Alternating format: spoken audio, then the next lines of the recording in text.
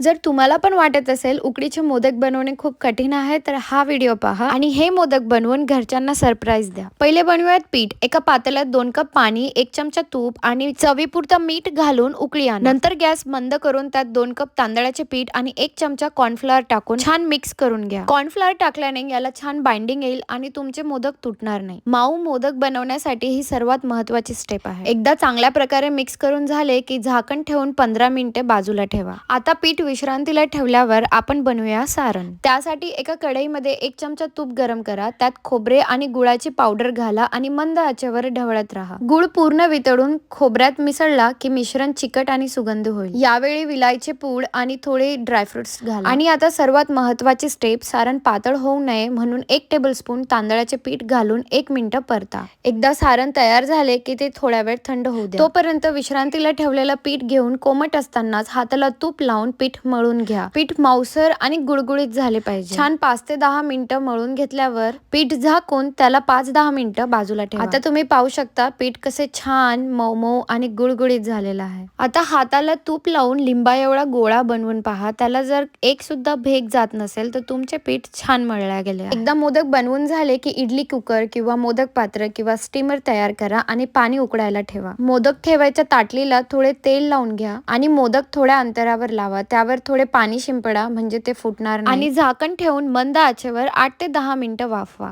मोदक शिजल्यावर त्यांचा पृष्ठभाग चमकदार दिसेल तेव्हा गॅस बंद करून 2 मिनिटं तसेच झाकून ठेवा। शेवटी मोदकावर हलके तुपाचे हात लावा आणि मोदक तयार। सगळ्यात सोपी आणि तुमचे कष्ट वाया न घालवणारी ही रेसिपी आहे। ट्राय करून बघा आणि मला नक्की सांगा। सबस्क्राईब करा आणि फॅमिलीला शेअर करा।